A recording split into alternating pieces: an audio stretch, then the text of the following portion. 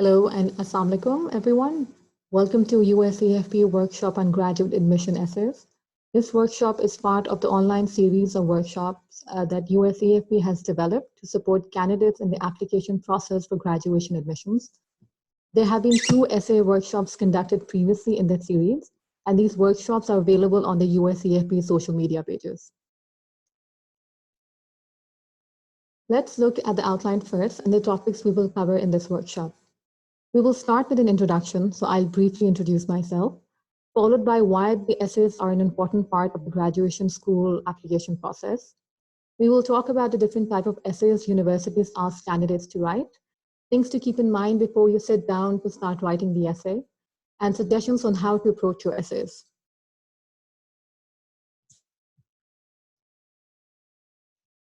We will spend some time talking about common questions candidates have, including personal anecdotes, weaknesses in their applications, for example, lower grades, or unfortunate events they may have experienced that influence in some way the strength of their application. We will talk briefly about how to approach transitioning to a different field for your graduation study from what you have studied previously or your current professional experience. We will touch upon the general writing style and tone you should maintain in your essays, and important points to keep in mind when developing and finalizing your essays. We will bring everything together in the end and conclude with the different sources of support USEFP provides to assist candidates in their graduate school applications.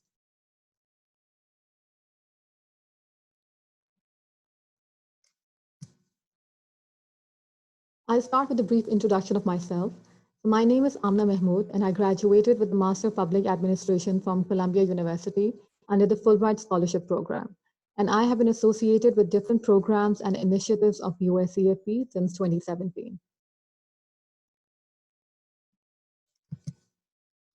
Okay, so, at the outset, you might wonder why you're being asked to write an essay about yourself in the first place, given that you have already provided your academic credentials, professional experiences, extracurricular, community service, and details about your publications, if you have any, in the application form.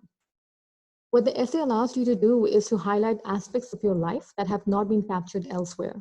Or it may be that you want to emphasize and elaborate certain things that the application itself does not allow the opportunity to add. In other words, it allows you to provide context to the list of experiences you have mentioned elsewhere in the application form.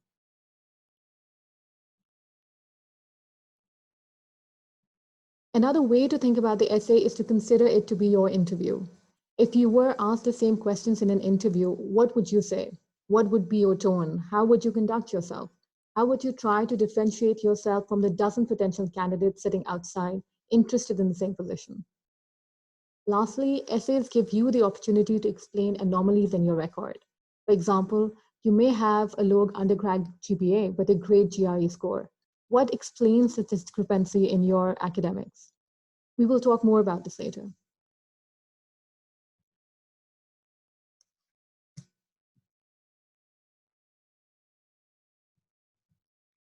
Essays are important for admissions committee as well, because it gives them the opportunity to learn about your unique journey and the choices that make you stand out from the rest of the pool.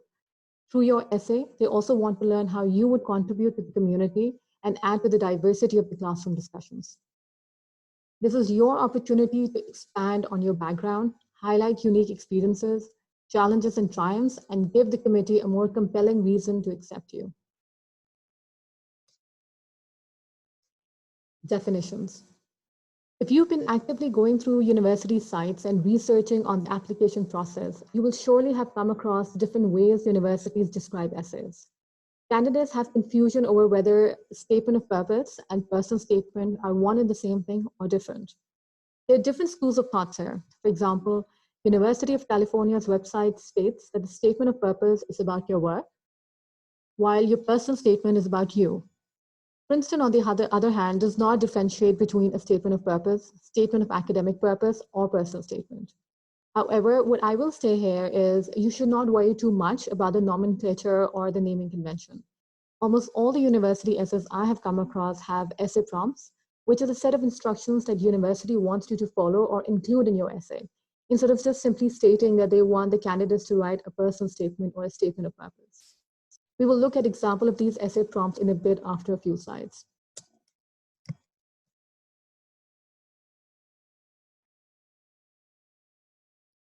In the second workshop on essay writing in this series, Dr. Ali Hussain Kazim discussed a very useful activity called Qualify Match.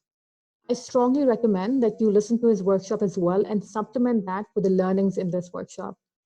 Briefly, Dr. Hussain provides direction on how you should identify and then match your experiences with the attributes a university or program is looking for in a candidate.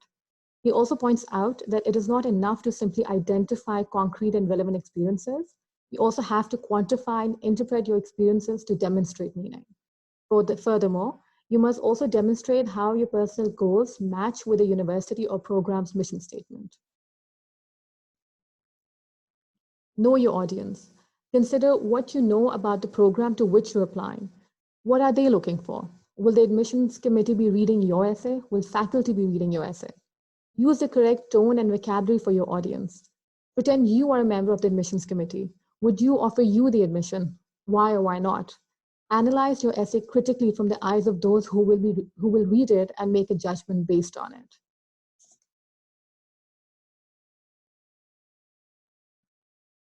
Okay, let's now look at a few real-life essay prompts taken from university websites. The first one is an example for the statement of purpose prompt. Let's read it together. Please upload a statement of 500 to 1,000 words explaining why you're applying to Yale for graduate study. Describe your research interests and preparation for your intended fields of study, including prior research and other relevant experiences.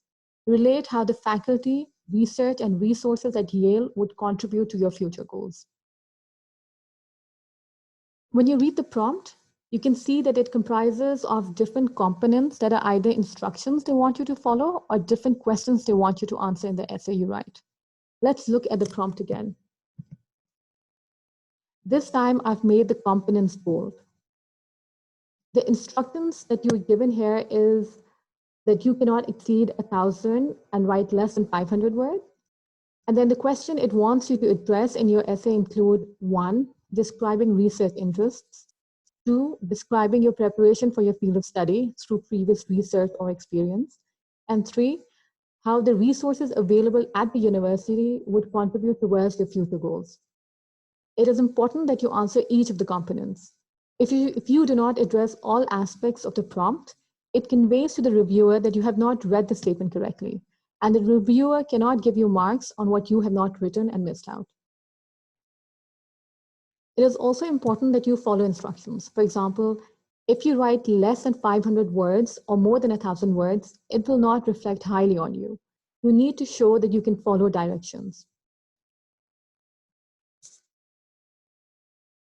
Let's look at the second example, which is a prompt for a personal statement. Let's read the prompt first.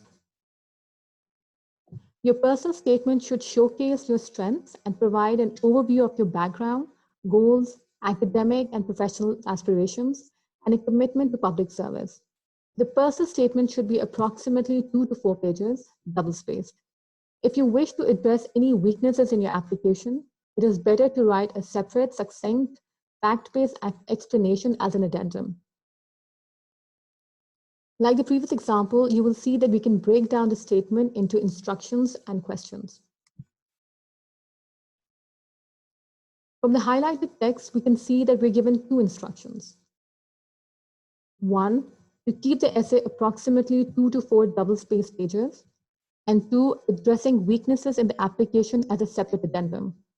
The questions that you're required to address are 1, you being asked to highlight your strengths, and 2, you being asked to provide an overview of your background, goals, academic and professional aspirations, and a commitment to public service. Remember, they do not want you to mention weaknesses in this essay. To reiterate, you need to mention those separately.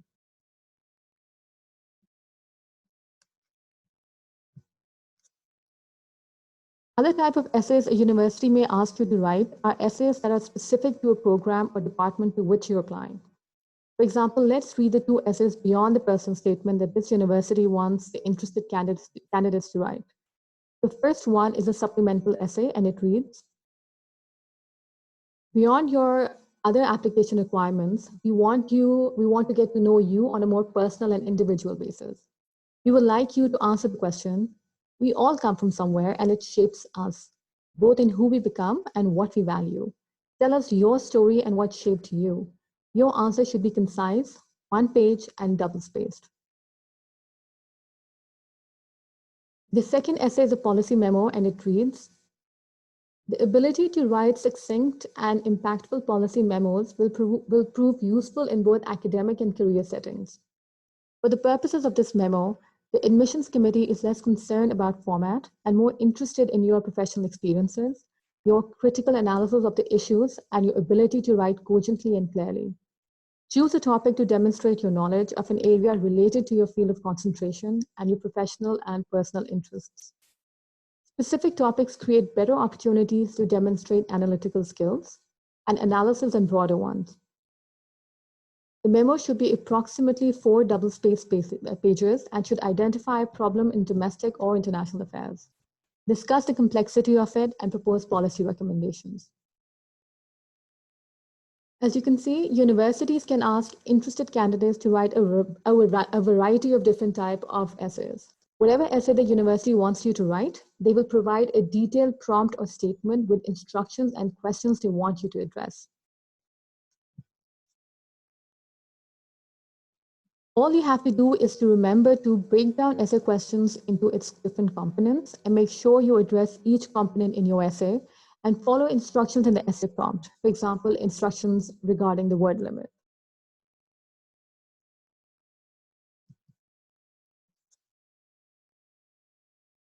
As we learned from the essay prompt examples just now, different universities may have different asks from you as a candidate. Given this, I do not want to at this stage promote a generic structure and say that say that it may be applicable across the board for all essays. For example, I don't want to say that essays should have 5 paragraphs, because if the prompt asks you for a 250-word response, you may not need that many paragraphs. But what I do want to discuss is a few tactics that you should work on regardless of what type of essays you are asked to write. The first is to have an attention-grabbing beginning. Let's look at 2 examples.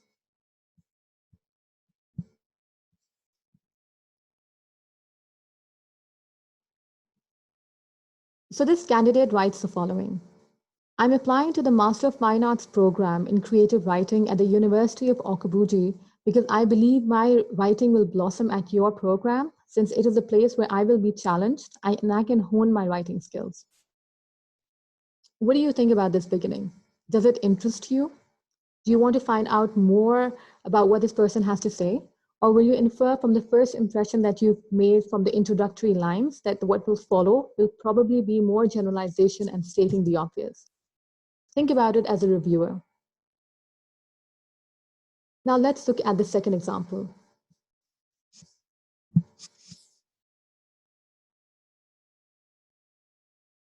When I was 11, my great aunt Gretchen passed away and left me something that changed my life. A library of about 5,000 books. Some of my best days were spent arranging and reading her books. Since then, I have wanted to be a librarian. What do you think about this beginning? Does this starting hook you? Are you fascinated with the prospect of an 11-year-old owning a library? Do you want to learn more about her? If you were the reviewer and you had to review 500 essays, would her essay stand out? If you had to shortlist 20 of those essays, would her essay be one of them? Would you still remember her after a week of having read all the essays? In the absence of interviews, the first stage of shortlisting of candidates is done based on your essays. They are essentially your personality. Make yourself interesting. Do not bore the reviewer.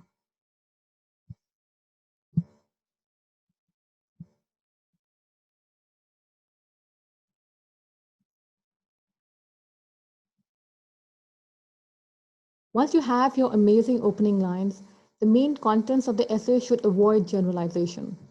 You should describe your experiences. Your experiences are the what of your essay. What experiences led you to develop your skill sets and passions? Where have you demonstrated accomplishment, leadership, and collaboration? Include research, teaching, and relevant extracurricular. And it's not just enough to describe experiences. You need to quantify your experiences to show concrete impact. For example, How many people were on your team? How many protocols did you develop? How many people were in competition for an award?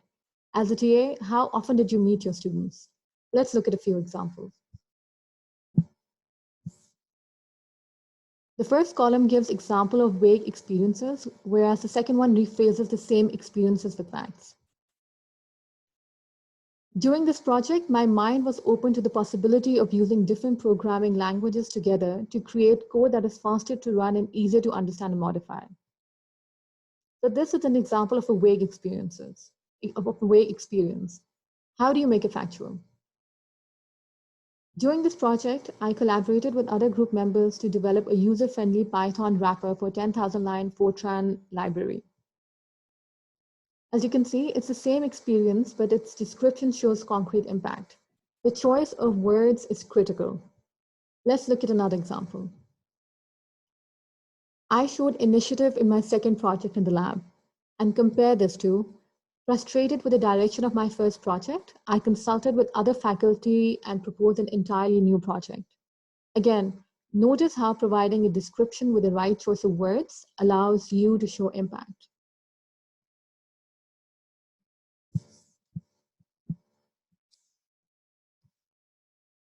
After you've described your experiences, explain their meaning. Meaning is the why or so what of the document. Why was this experience important to your growth as a scientist? What does it say about your abilities and potential? It may feel obvious to you, but you need to be explicit with the audience. The third thing you should do is show strong familiarity with the school. Admission officers would definitely want to see that you have thoroughly researched the program and made an informed decision about your interest in applying for the program.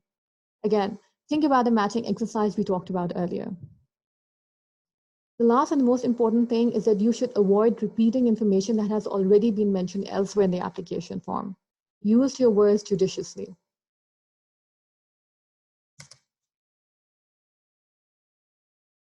Okay, so let's talk about how you can describe personal anecdotes, transitioning to a different field, and mentioning weaknesses or unfortunate events.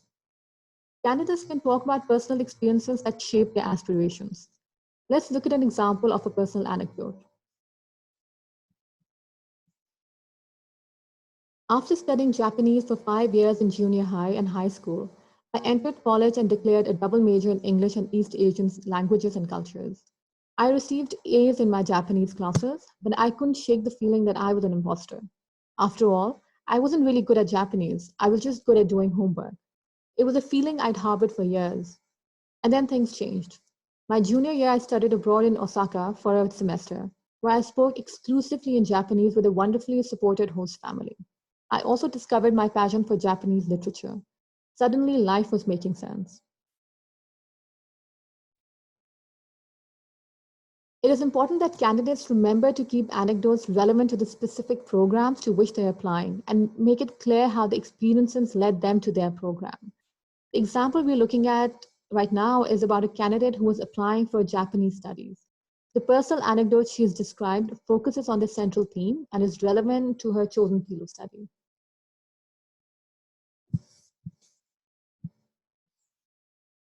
Transitioning to a different field. What you should include, you should describe your motivation or turning point. You should make the reviewer feel your passion about your new field of study. You should mention if you have transferable skills that you have acquired previously that you can apply in your new field.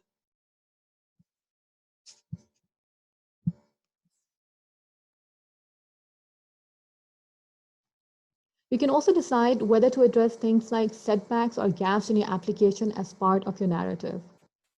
Address any particular challenges you faced and how you work to overcome them. Focus on issues that have had an impact on your education, such as being raised in a single-parent household, working to help support family, thriving in unsafe environments, persevering with physical or other challenges, or coming from an underrepresented minority group.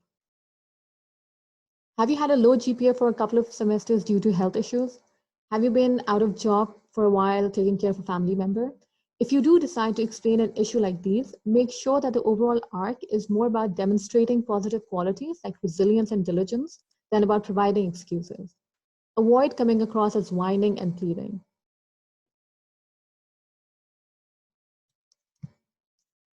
Okay, so now what I want to do is to propose an approach you can apply for writing your essay. When you first start, write freely. Write whatever comes to your mind. It doesn't have to be perfect grammar or even perfect sentences, and don't worry about it. You should try to pen down all the thoughts that come to you. Once you've done this, try to extract the main points or themes in what you've written. It's not necessary that you have to do this at the same time. You can also come back to the first thoughts you pen down after a few hours or another day. Choose the ideas that strike you and the ones you want to keep. Try to place these ideas in some sort of a sequence, and a sequence does not have to be in a chronological order. Think about specific examples for each of the ideas and how you would describe and quantify them. Write a first draft of the essay. Again, it doesn't have to be done at the same time. Start writing when you're feeling your most creative. Read it out loud to yourself and be your own critic. Note if you're being able to express your intent and are coming across as honest and not pretentious. Review your organization of content and ideas. Change it if reordering would create the desired impact. Edit to make sure your sentences and paragraphs are well connected and the sequence of ideas makes logical sense. Rewrite and make this an iterative process until you have a version that you're comfortable to share with somebody else to proofread and critique.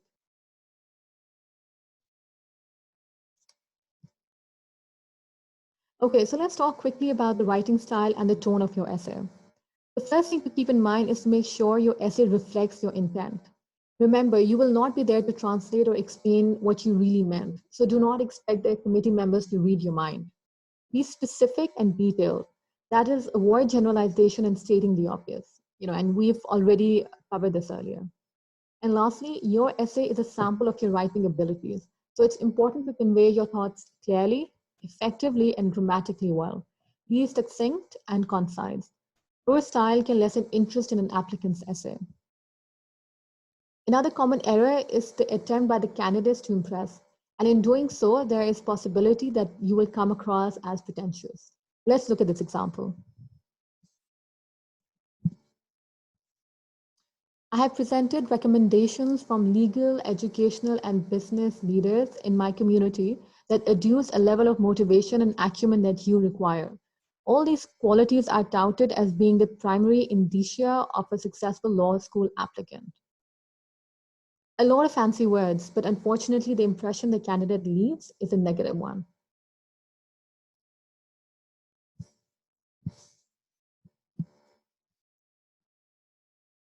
Okay, a few last pointers for you to keep in mind. Start early. Don't wait for the deadline to approach to start writing. This will give you time to return to the essay with a fresh pair of eyes. One thing that I observed when I was writing my essays was that experiences that in my mind seemed very relevant and interesting, when I put them down on paper, they wouldn't appear as interesting. Starting early allowed me to work on my language and choice of words, and I was able to iterate and improve on the initial drafts. Do not plagiarize. Admission committees will easily be able to detect if you've copied someone else's work or ideas. Ask for help. Have your essays reviewed and critiqued by friends, family, and professors. Read your essay out loud to help catch any mistakes in poor phrasing. Check for spellings, grammar, and punctuation marks. Do not rely on the computer to catch everything.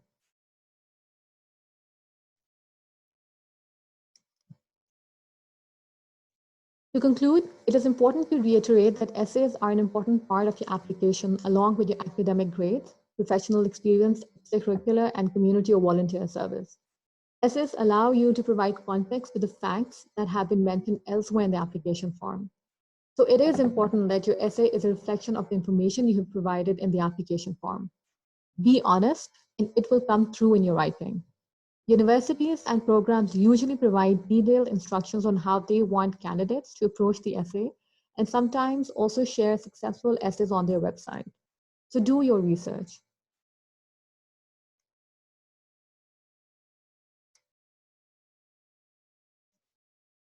If you have any questions, comments, or feedback, you can reach out to USEFP through these links.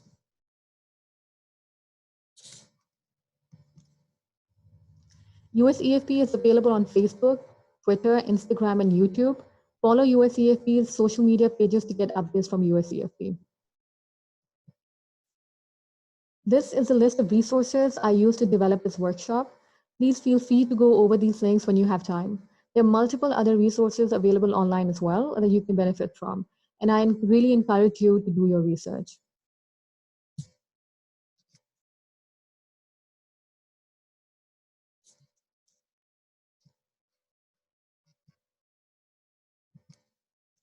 Okay, so thank you all for listening in. I hope you found the workshop useful. A public service message that I want to end with is please maintain social distancing protocols, follow prescribed instructions on how to protect yourself and your family, and stay safe and stay healthy. Thank you again.